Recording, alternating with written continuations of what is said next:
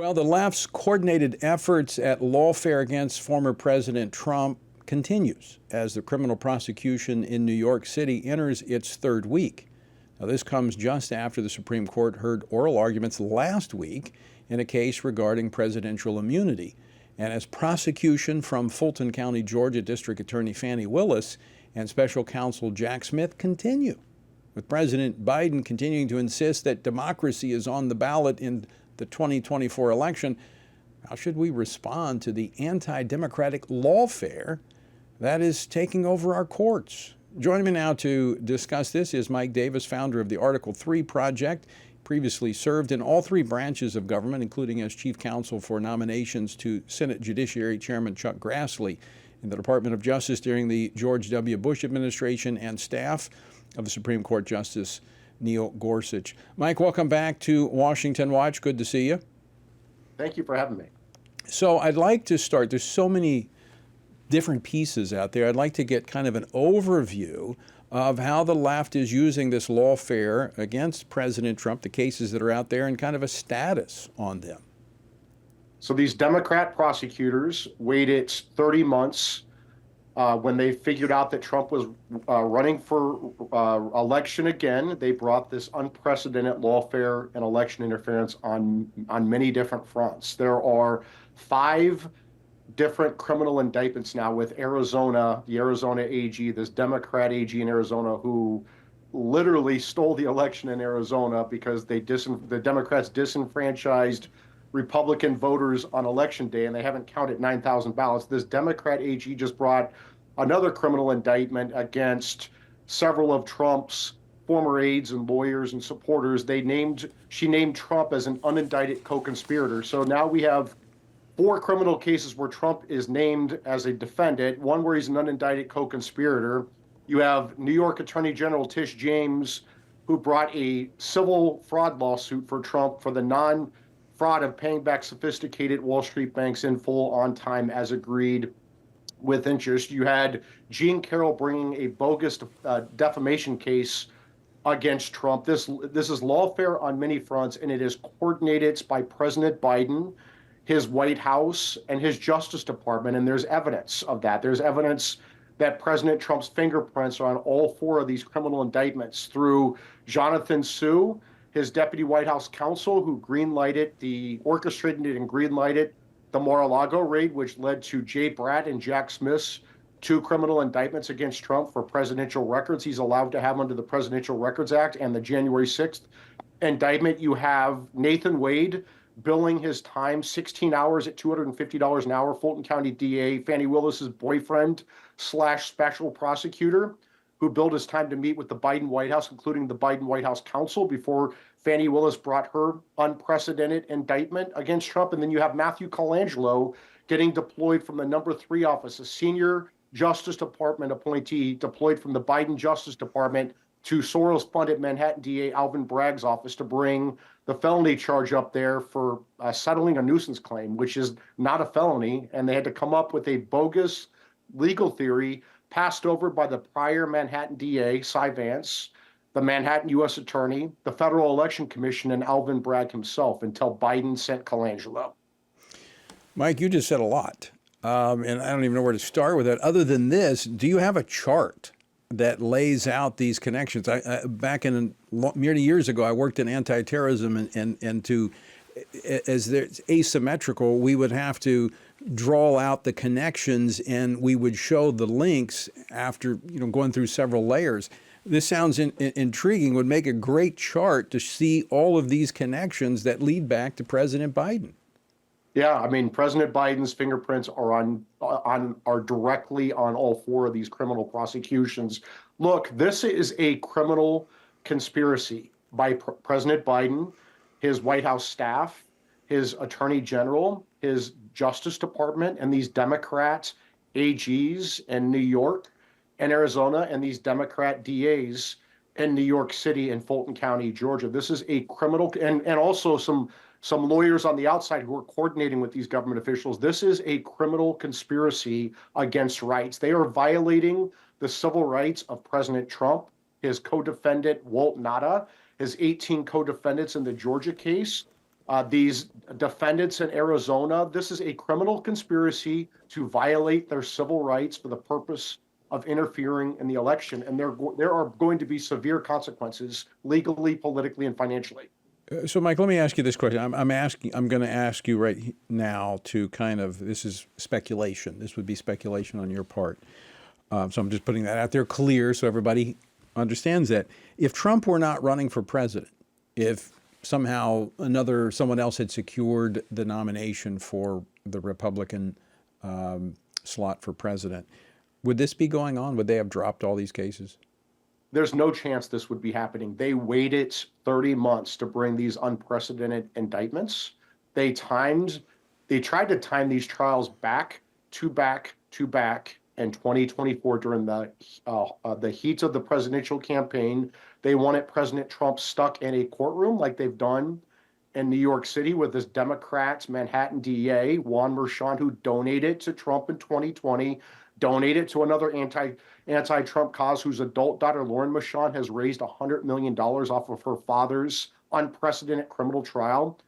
They're working with Soros-funded DA Alvin Bragg, Matthew Colangelo from the Biden Justice Department. This is obviously a criminal conspiracy with these prosecutors, judges, witnesses, lawyers on the outside running this lawfare like Andrew Weissman and many others. And there has to be severe legal, political, and financial consequences come January 20th, 2025.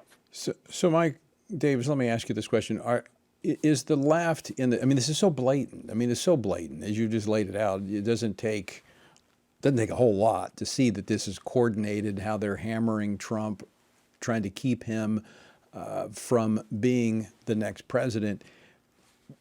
Is this going to backfire on them from the standpoint of the American people seeing through this? And actually, we see it in the polls that it appears to be helping Donald Trump, even though he's not out there campaigning. Well, I hate being modest, but the Article 3 project has done over 3,000 media hits over the last 21 months. Since the Mar-a-Lago raid, we've done constant social media.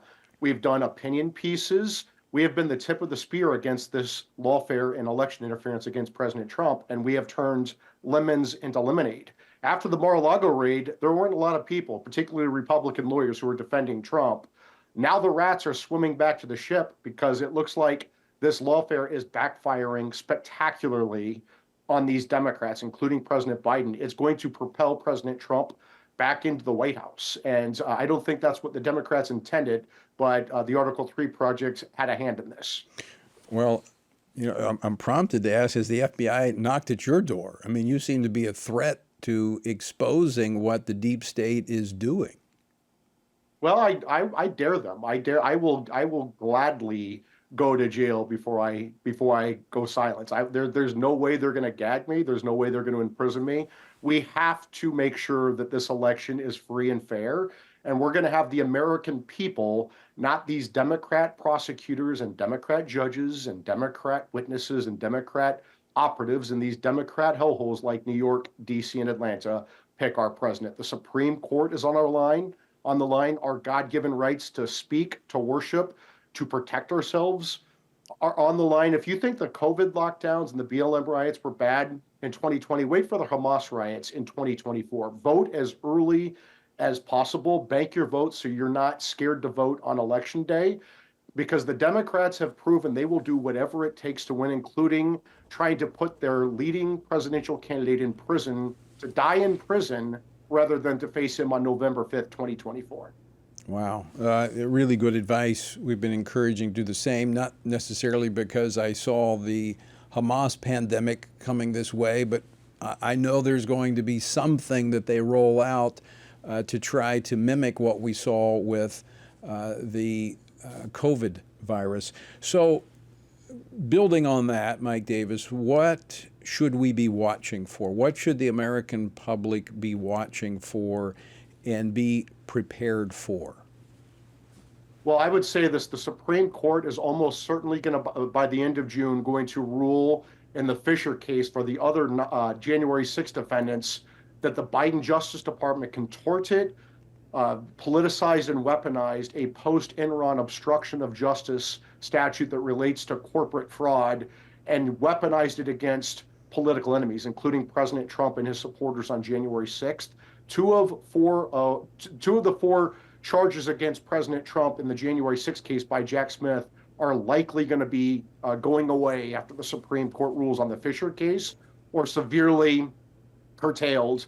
And then the Supreme Court's going to rule, almost certainly going to rule, that the President of the United States, any President of the United States, is immune from criminal prosecution for his official acts, not his personal acts, his official acts. And that's going to, the Supreme Court's going to remand that case to the D.C. District Court, D.C. Obama Judge Thomas Shucken, for an evidentiary hearing. The bottom line is this New York City Bragg case, this dog of a case in New York, may be the only case that gets to trial before the election.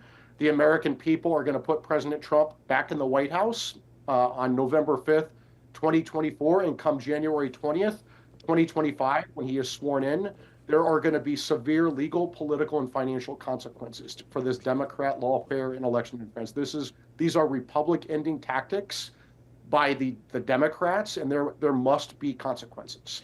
I want to ask you a question about the J6 cases, but first, you mentioned New York, and I want to kind of, since that is the one that many think will go forward, did they create this crime to come after President Trump? I mean, this appears to be unprecedented in what they're doing in New York. Is that correct? Absolutely. They have taken bookkeeping misdemeanors that are time barred, meaning beyond the statute of limitations at best. Essentially, President Trump allegedly paid off a nuisance claim in 2016, like he's done many times in the past, like rich businessmen do many times. You pay off nuisance claims, you have them settle a non-disclosure agreement.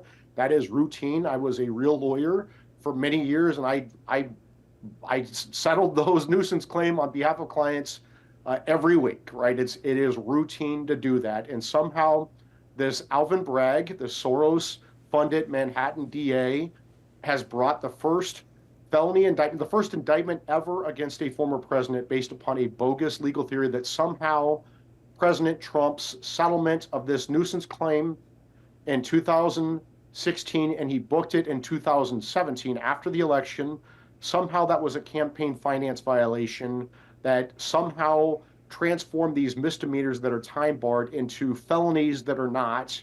After you throw in COVID and extending the statute of limitations for that, they waited 7 years to go to trial on this bogus legal theory, again, passed over by the prior Manhattan DA, the Manhattan U.S. Attorney, the Federal Election Commission, and now, Bragg himself. He didn't spend campaign money, but they say that it helped his campaign, therefore it was a campaign donation. Is that correct?